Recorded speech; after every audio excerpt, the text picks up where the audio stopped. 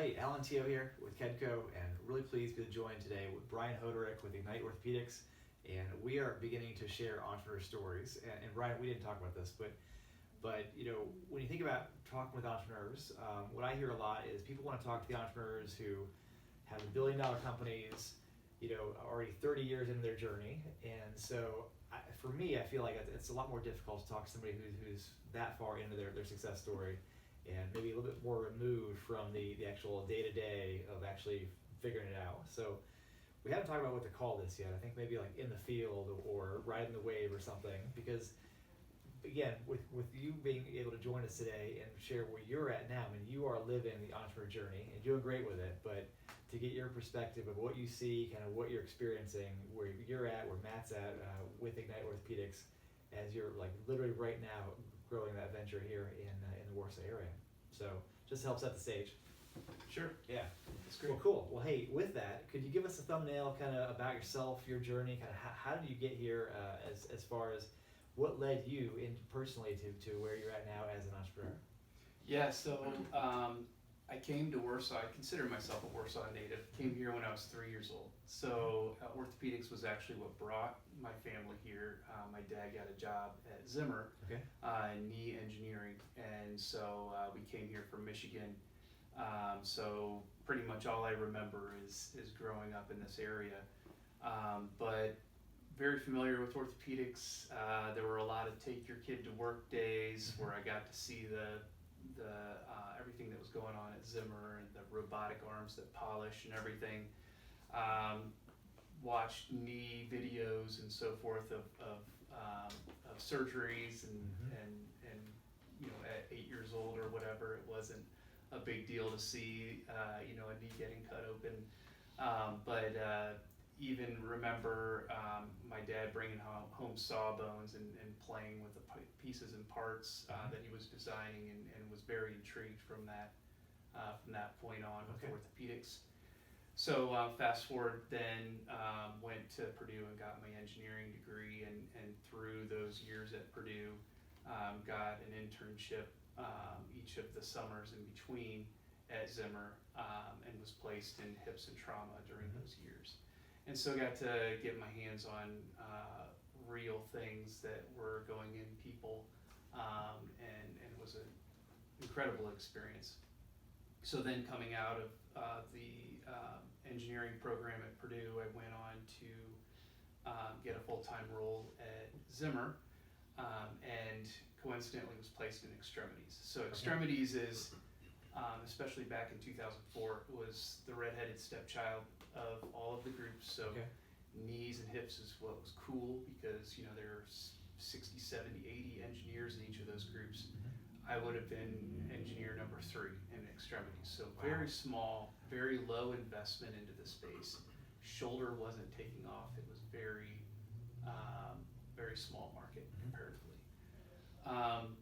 Little did I know that it was on the cusp of exploding, and is now the third most replaced joint in the human body, and also a very desirable area for companies to go into because of ASP. Selling price is very good, and then the growth is exploding as compared to hip and knee.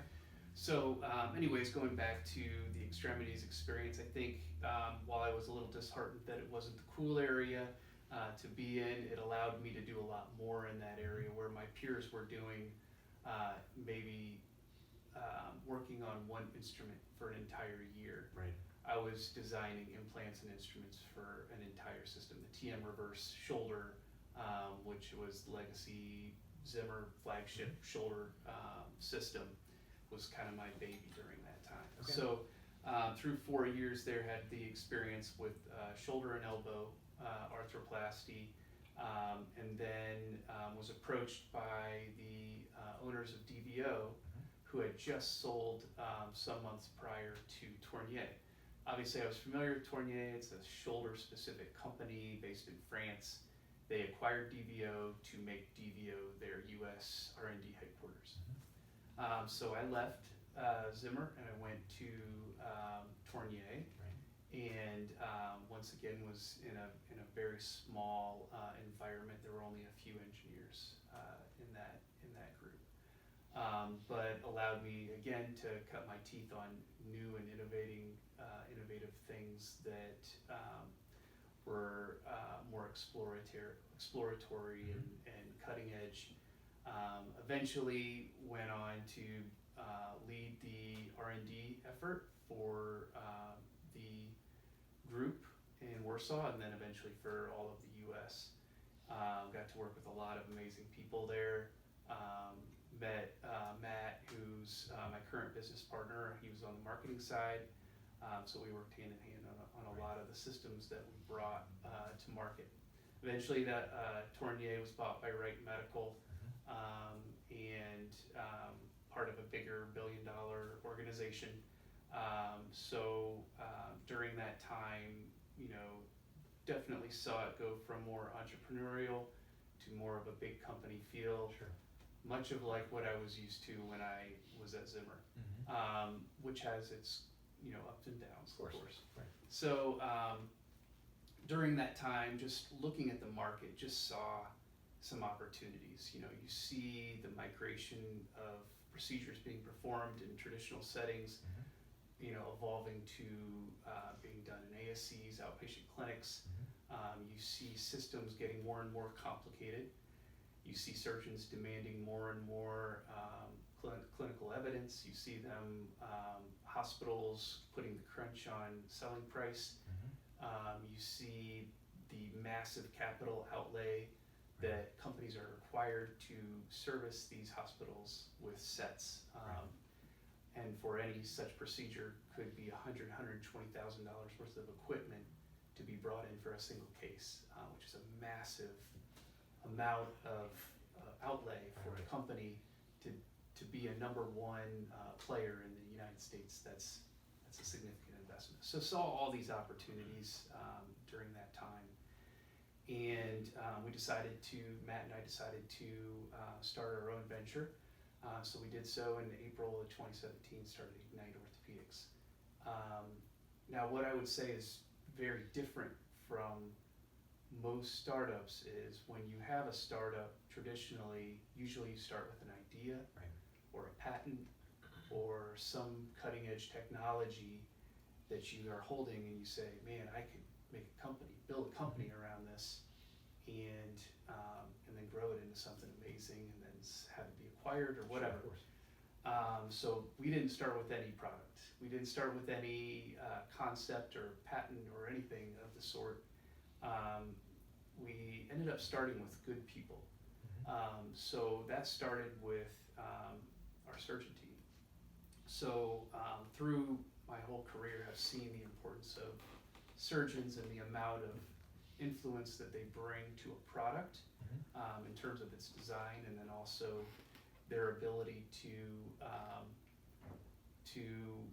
showcase that product or be able to speak about the advantages of that product from the podium, having been designers and intimately knowledgeable on everything. So we spent quite a bit of time and had over 100 surgeons that we had targeted, and ended up on 6 guys that we targeted and ended up building a relationship with. Some we had relationships with already, some we didn't know very well, but the other surgeons helped us create relationships with, and then brought them on as designing surgeons. So we started out with a product that was a radial head. A radial head is just a very simple implant that's in your elbow, and we saw a problem with the current systems that are out there. They're getting more and more complicated. They do more and more fancy things, but radial heads aren't really performed all that often. So a very busy radial head surgeon will do 12 a year. So one a month. So if you're doing one procedure a month, you probably need to read the surgical technique beforehand to even remind yourself how to do this, because it's been so long since you've done one. So the concept of creating busier and more complicated systems paired with the fact that a surgeon's going to do very few didn't really make sense. What we ended up doing is we went the opposite direction, made a very simple procedure and implant, and then we designed a 100% single-use sterile kit that had just a peel-open top like a Lunchable. And so we had to build molds, we had to have plastic components and so forth, and then had a suite of patents that accompanied this system as well. So we ended up building this with the help of our design surgeons, and then we ended up having that acquired by Johnson & Johnson in June of 2019. So just before this happened, we began working on a shoulder system as well. Saw some similar challenges in the shoulder space, especially with the capital outlay. So if you are familiar with stemless arthroplasty, it's where there's no stem going down into the humerus. It's just in the proximal humerus. And surgeons love it because it's very easy, very reproducible. It has a much more condensed surgical kit. The problem is sometimes surgeons will make a cut to begin, and then they see that the bone quality isn't as good as they anticipate, and said, I have to do a stem actually. So we need a stem backup. Oh, also, I may encounter fatty infiltration of the rotator cuff, and I may have to bail to a reverse shoulder. So why don't you bring in the reverse stuff as well? And I may need a longer stem, so I need longer stems too. And now, all of a sudden, the scope of what needs to be brought in for this very simple procedure has exploded into something that's very burdensome for the hospital, for the company, for the rep. Everybody doesn't like it. So we said, how can we address this issue? So we started with a complete system from the ground up, which nobody really has done. Everyone's had, a new humeral system, a new glenoid system, a new reverse glenoid, a new anatomic glenoid, and they keep building these pieces and parts and piling them on top of each other. And that's what everyone in the market's been doing. That's what I did, in my old role. And that there's no continuity between those, and there's a lot of redundancy between instrumentation. So we saw the opportunity to streamline by building the whole thing from the ground up, which is burdensome, but in the end, if you do it successfully, then you win. Sure, of course. So we ended up building a system that is called a stemless first approach. So you'd start with a stemless, and then if you need to go to a stem, you do one extra step. And now you can put in a stem. And then it's fully convertible, so that if you need to convert to a reverse, it's no big deal. You just put the reverse component on the same stem. All of the parts share the same footprints. So if you need to change between reverse or anatomic glenoid or whatever, on the glenoid side, it's very easy. You've already prepared. So it's very streamlined and different. And we've dubbed it 5th generation arthroplasty because the evolution has been defined by these generations, and the current one is 4th generation. So we said, you know what, Jump into 5th. this is the next big thing. We ended up, much like the radial head, encountering several companies that were interested in acquiring this technology. Ended up partnering with Johnson & Johnson again, and DePuy Synthes has acquired the entire portfolio, and we're rolling the whole thing in sections. So we're continuing to design for them and plug in each portion of the portfolio that will make it overall compete with or be better than any other system on the market. So we're in the middle of that right now, and it's very busy, but it's a laser focus on developing and bringing to market. Just a couple things that come to mind as you kind of recap. And I remember early in my career sitting at the IEDC office in Fort Wayne and seeing an application come across for this company called Deo Valente, thinking, what is this?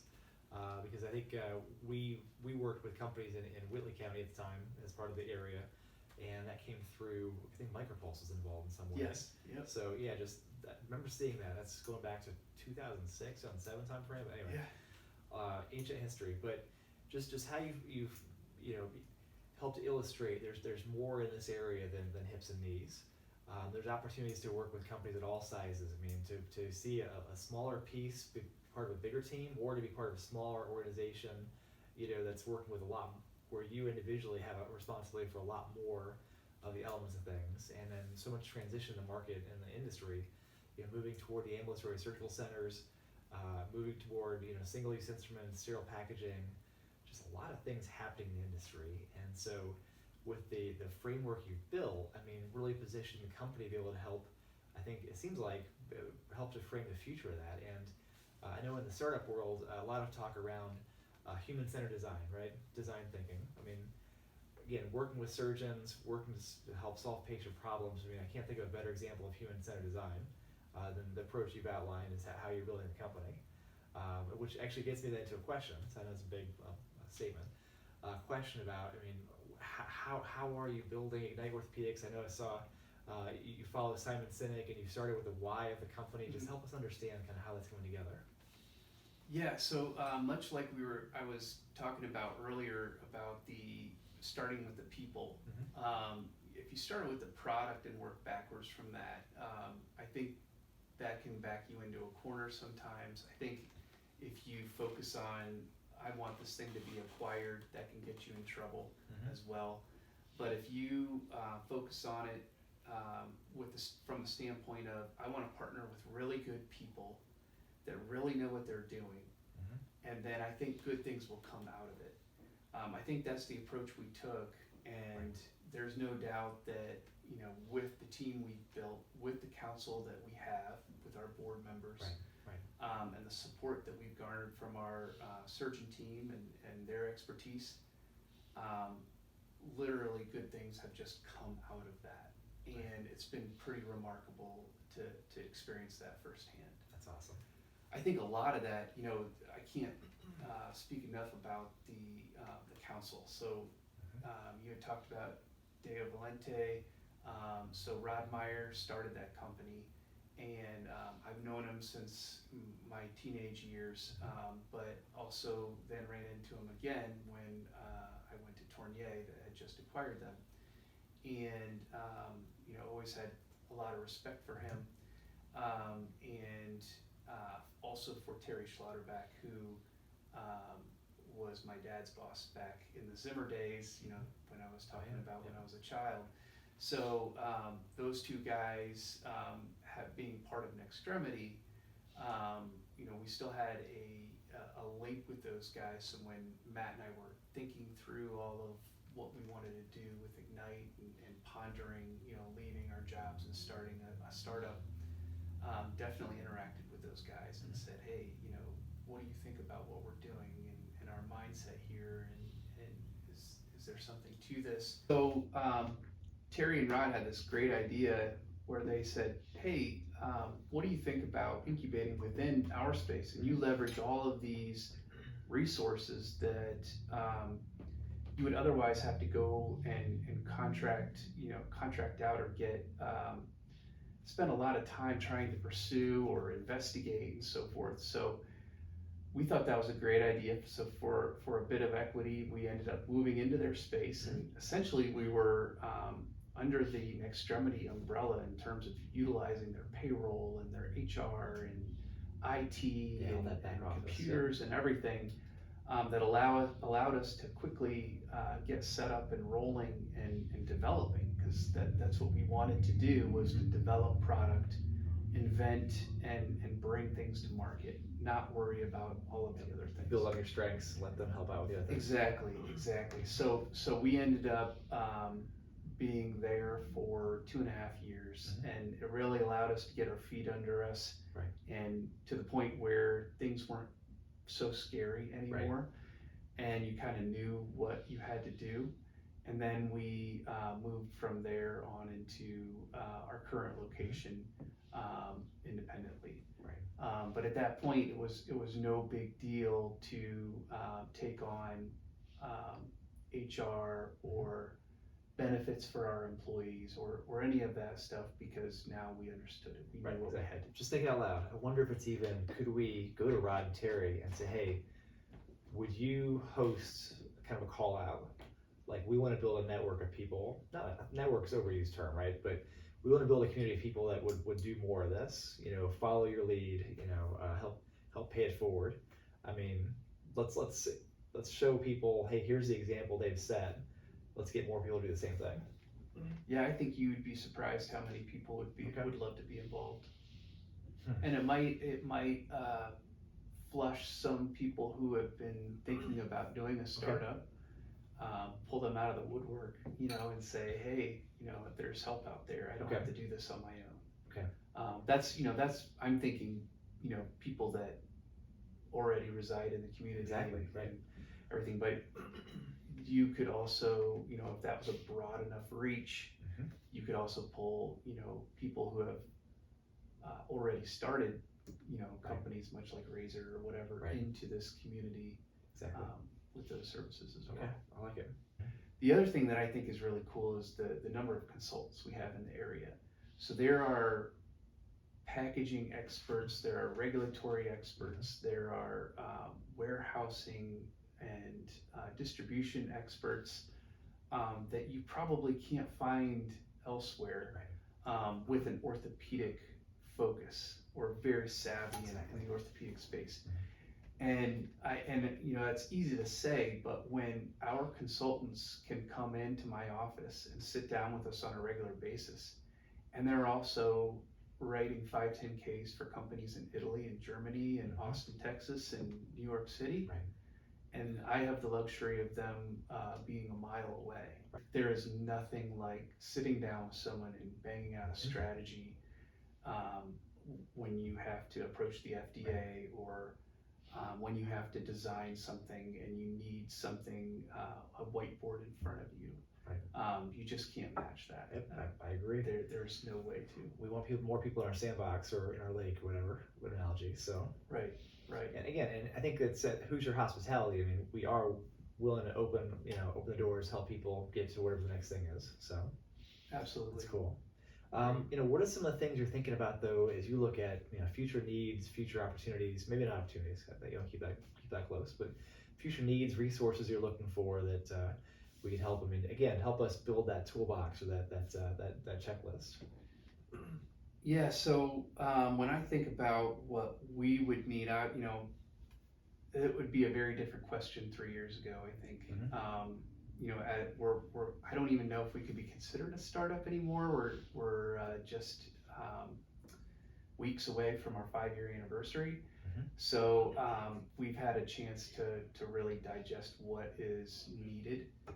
But when I look at what a company like us needs, or what we would continue to need, is the ability to prototype is still a pain point for us. It was a pain point at Tournier and Wright Medical when I was there. But fortunately, we partnered with Paragon, who's also, just minutes away from us. And I'm over there nearly every day. And is that the prototyping center here? Yes. East US 30, yeah, okay. Yep. So it's a 4-minute drive. I'm there, or one of us is there every day, and we're able to walk up to machines and see parts coming off of them and modify parts based on function and fit. And you can't do that through the mail. You can't do that on Zoom. And they have a dedicated plant that's separate just for prototyping, which has no doubt made Ignite successful, no doubt. So it's not as much of a need, but I know that before that plant was created, it was a gaping need in the environment. It demonstrates there's an opportunity for others perhaps to say, hey, this works. Right. We could support more startups if we have more of these prototyping labs, I've heard them called innovation centers, just whatever it is. There's more of that capability to come alongside earlier stage companies, and provide that support. Sure. Yep. Hey, those are good things to work on. I guess I do want to ask any advice for anyone out there who is thinking about starting a company. I mean, we've talked before about taking away the scariness factor. Yeah. Just anything you might share with someone who's thinking about how they go about, taking the first step, doing some of the initial laying the groundwork, so to speak. Yeah, I think one thing that me looking back, what could I have done better? Perhaps begin with the end in mind. I think even thinking or predicting that you're going to be wildly successful and planning accordingly, or proceeding as if you are going to succeed beyond your wildest dreams would be a good way to move forward. I think I'm a bit of a skeptic, and I'm a little bit I don't have soaring expectations, so to speak, although I'm willing to take risk. And I think this venture has far surpassed, what I could have hoped or imagined. But I think you would have, not that I didn't have the drive, but I think that someone could become discouraged if they encounter roadblocks along the way. Right. And if you focus on that end goal and say, this is going to kill it, and you continue working towards that goal, right. It'll be continued motivation as you move yourself forward. I think it'll affect your decision making as well. Sure.